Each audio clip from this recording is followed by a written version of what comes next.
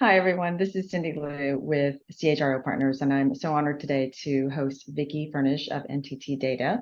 And I'm going to have Vicki introduce herself and tell you about her vast role and scope, as well as a little background on NTT Data. And we're going to really dive into how AI is being leveraged in her organization to get things like 109% employee referrals increased to 100 and what was it, 28% self-nominations with employees.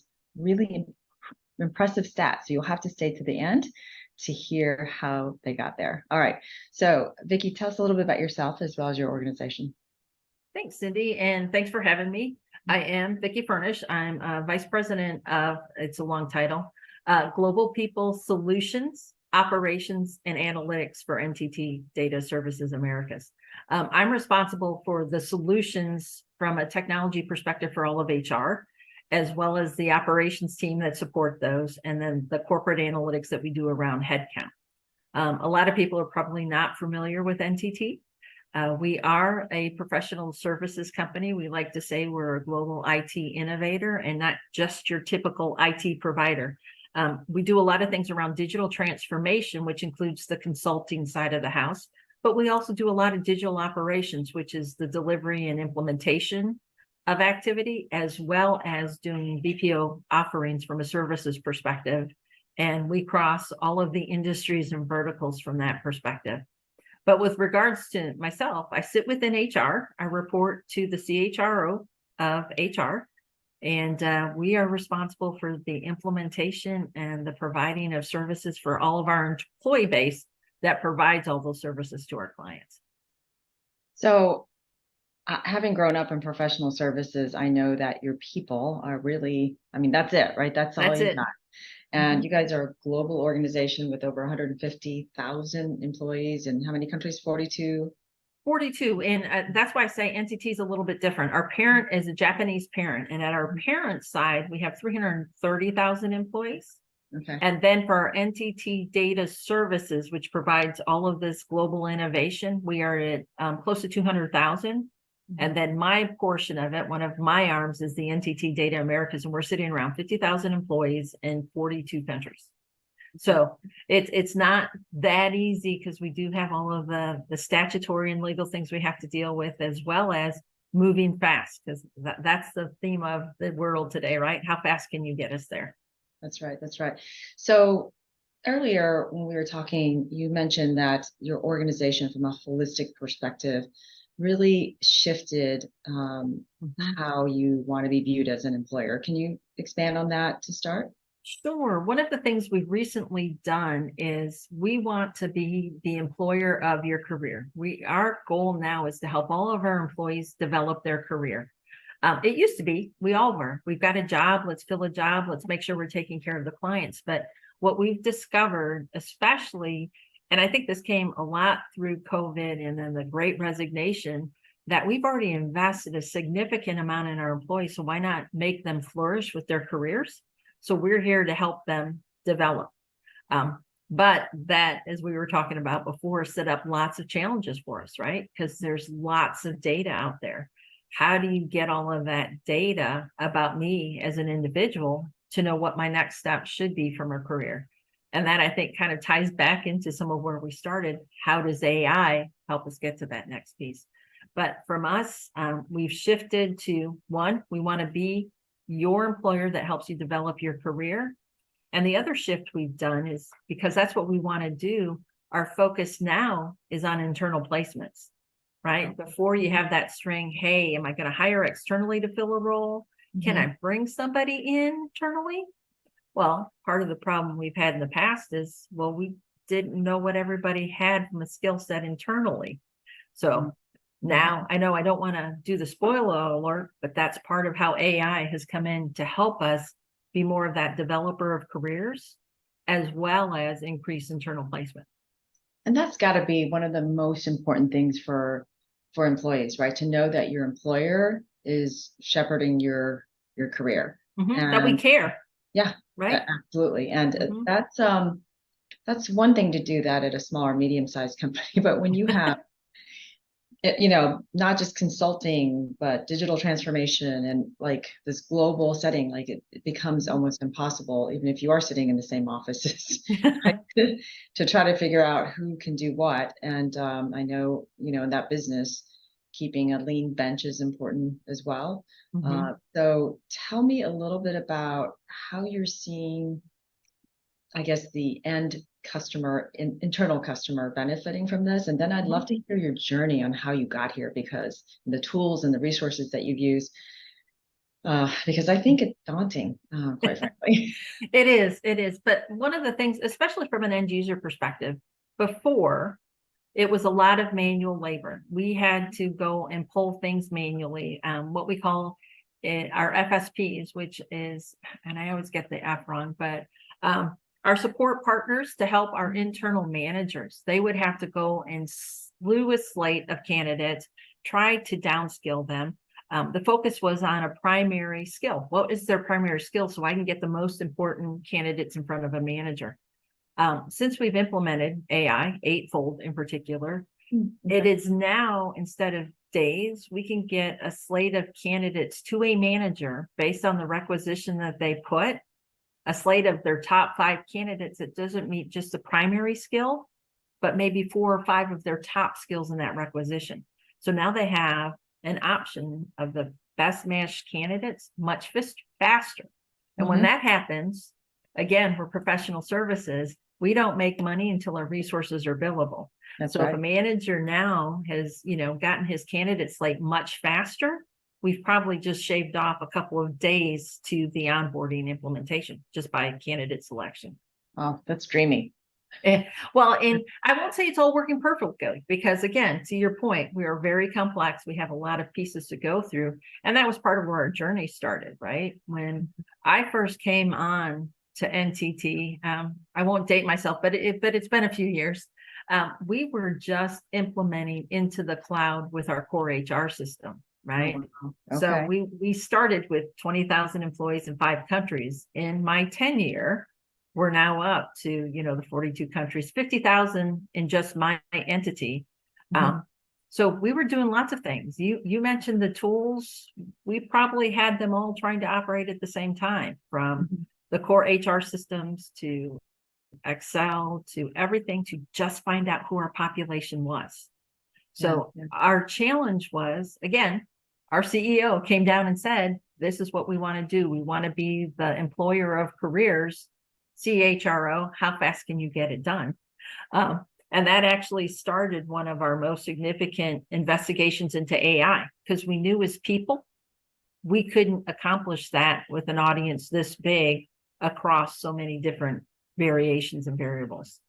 So we had to sit down and go through that whole challenge of understanding AI. And I know you and I were talking about it before. There's this fear of AI that we had to work through the challenges of as well, right? So especially in HR. Right. Well, I'm hoping that ChatGPT, like almost everybody has experienced that, right? So I'm hoping ChatGPT has helped most HR leaders, understand that it can be super beneficial, right? Even if it's just writing an email to your team. Well, So, it can be super beneficial, which is great, but then you have the security side on the other side that says, oh no, you can't use that because there's not enough security around it. So being in HR, we have to balance that, right? Because we want the power of something like Chat GPT, but we can't open it up to the lack of security that's there. So we've got to go through probably a few more hurdles and hoops with the data that we're stewards of, because the last thing anybody wants is their pay salary or something getting out there and, an open AI. right. So those are the challenges that we have in bringing AI in. But like you and I are talking, we've got to figure that out. And I don't care what industry you're in, whether it's professional services, manufacturing, or healthcare, you have to figure out how you're going to bring AI into your environment, because AI is here to stay. Just like you said, Chat GPT is there, the next gen is going to be coming. We have to figure out as users how to incorporate it into our business, because it's not going away. So embrace it to the extent that you feel comfortable with, but you've got to figure out how to bring it in. So I find it really interesting that you wear the hats of, HR ops as well as data. And so tell me how, I guess, how has this technology and these resources helped like your operations team? Because you said it before, like poor HR ops, there's get so many tactical requests that it's hard to be that consultative, strategic advisor sometimes. Yeah, and that's the beauty of it. What Mhm. we have found, especially in our HR ops world, we've brought in the AI technology through a couple of chatbots to answer those transactional questions, right? Mhm. What is my leave balance, right? When Mhm. can I take vacation? Those kind of things that are straightforward and can answer, that's what we've brought in. And it's interesting because our HR ops team we've seen a significant increase in population, but what we call our Ask HR tickets are literally going down with the introduction of our chatbot, which we call My Digital Assistant.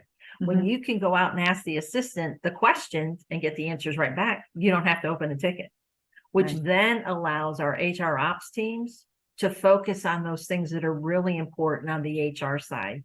How do I help you through a transition that you're working through, new family member or something like that, that isn't easy as a benefit question, right? Mhm. Mhm. So that's how they've changed their focus, which we're seeing it. And of course, we're being asked, can you do that faster?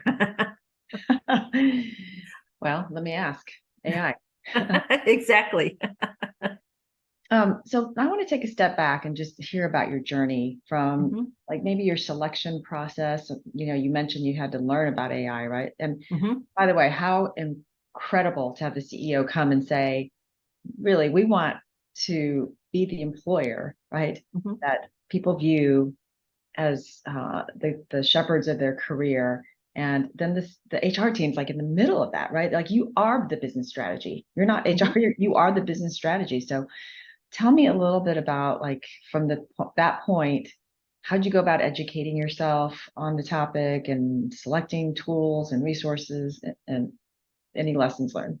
Well, and that would be great. We actually started with our provider, our vendor that does our core HR system. I'll be completely honest, not Mhm. necessarily a plug for SAP Success Factors, Mhm. but that's who we started with. And we went to them and had a question.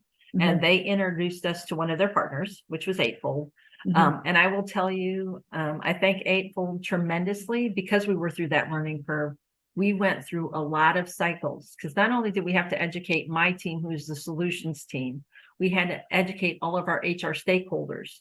And then once we got them comfortable, we had to educate our leadership because they had to be educated. And then we had to prove out, hey, this is what we think we can get out of this to get the investment, right? So it was a multi-tiered step. I think part of the challenges were, especially when you come from a lot of people who are used to doing things a certain way. One, technology scares them. Is it going to take my job away? Is it going to do those kind of things? So we had to do that kind of education. And I will be completely honest, our CHRO was a great component of it because he went in, AI is not taking HR jobs away. It's letting HR be HR, Mhm. right? So it's trying to take those tactical things, the things that we spend time on that we all get frustrated with, let technology do that, right? Mhm. So let it do those kind of things. So we went through a long, laborious process because then once we nailed in on what we wanted to do when we selected Eightfold, we had to go through all of the security channels with it, right? Because again, security is there to protect our infrastructure. You're asking an AI, another vendor, to come in. They wanted to check all of the gates and measures. I will be completely honest and transparent. We're not all the way through that journey, but we've gotten enough through that we're seeing some of the significant results that you saw. And I do want to note that that is those improvements that you said, 128% increase in self-nominations and then 109% in employee referrals happened within our first 6 months. We implemented in December of 22, and those were the results just in June. So, Um, yeah, it's been pretty significant. And I tell everybody we don't want to say it was just implementation of Eightfold because we did a few other things, but that was a heavy hitter and a high probability of why our increases came through. yeah. And it was interesting too that when we started looking at it, because Eightfold is beauty, it pushes out. It says, Cindy, it looks like you have these skills. This job is open. Would you be interested? What we saw is people were either self-nominating for that role, that'd be a great opportunity for me, or they were looking at it and said, no, I'm good, but I've got a friend. So that's how the employee referrals got kicked up. So, which is really interesting. It's highly increasing our candidate base. Sort of like Amazon, right? Like, oh, I see you bought these pillowcases. Maybe you need these pillow cushions too. Well, that's what we're trying to be, right? Because we're trying to say when people are trying to look for a new opportunity, let us help guide you on where that might be, right? Which has helped us as well to get employees to have more ownership on keeping their skills and their qualifications updated, right? Because AI is only going to work as well as the data does. So if you are out there, and I tell everybody, I'm a prime example, okay? Because my title is vice president. I wasn't one of the first ones who put my skill out when they were doing the test cycles in. I didn't have a resume or anything in the tool. So I was getting all kinds, hey, this VP job is open. Would you be interested in running sales for healthcare? No, thank you very much. But it saw the title and it's taking anything it's got in there to match up.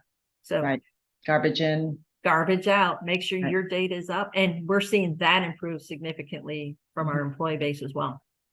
Well, and I think employees are more incented to put the information in if they see the benefits and the results on the back end, right? So it's just like we used to do coaching of recruiters, right? Like they have a sales pipeline, kind of just like salespeople do. And so if you're making them put all this data in and they don't see the benefits, but if you can use the data to coach and help them get better at their job, suddenly they're like, I get it. I get why you need this information. So I think that's really at your size, that's how you scale it, right? Exactly. And that's how we're trying to do it. Little bits. I won't, and I want everybody to know we're not all the way there yet, but we're making really good inroads, which is exciting us, right? Because people are seeing that and it's the same thing. We're now starting to post and highlight stories of some of our internal placements. And I tell everybody, my HR ops team within HR is a great guinea pig for that, because when a new role comes in for an HR role, they're looking to my HR ops team first, and we're becoming the pipeline feeder for everybody else's roles. So we get to cycle in it. That's awesome. And also in this gig economy, right? Like it's not just internal, but it's also contracts. I'm sure employees as well. And how do they play a role in a project? Well, and that's how we're trying to get it in right now. Right now, all of ours are requisitions based on client jobs. We're trying to figure out how do we get that project work in there, because that also builds your resume, right? So it doesn't necessarily have to be skills that I enter myself, but if that data is available because I was assigned to that project, again, caution on how you use AI, but it's going to infer that I have some skills because I was on that project. Okay. It might be as simple as client knowledge, right? Absolutely. Yeah. Especially in your world. So in the last few minutes that we have together, maybe highlight the biggest lesson learned, or one or two lessons learned in this process for you. I think part of it is to understand that, like I was mentioning a little bit before, AI is here to stay.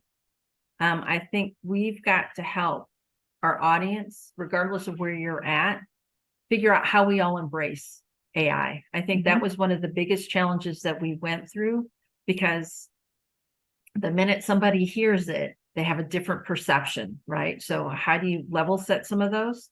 And I think the other challenge that I have is figuring out, because not all of your ROI on AI is going to be pure P&L. Some of it is that soft implementation and the soft efficiencies that you get. How do you sell that to a CEO or a CHRO?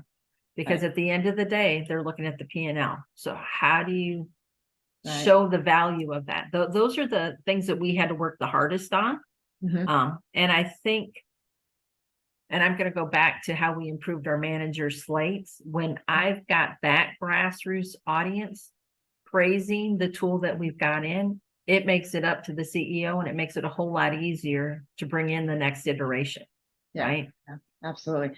I can see, like, even if a company isn't great at tracking their KPIs and metrics, people, they should do that. They should document current state, before they launch into something like this, so that a year from now they can actually show like this is where we were and this is how far we've come. Exactly. And in some companies, because like I said, I've been with NTT a while, but I do have experience elsewhere. It doesn't have to be a really heavy, detailed data scientist baseline. I mean, you're in your business every day. You know what's good and where you're at. So if you can just make, a baseline, draw a line and just watch where that line goes. Yeah, no, that's amazing. Well, Vicki, thank you so much for sharing your journey. I feel like I could talk to you for like a couple more hours and just keep digging into this. But would it be all right if we put your LinkedIn profile in the show notes? And you sure can. And maybe tap you. Other CHRs can tap you if they are like, we are not sure what direction to take. And we'll also include maybe a link for Eightfold in the show notes. That would be great. Okay, Vicki, thank you again. Have a great week. Thanks, Cindy. Okay, You too. bye.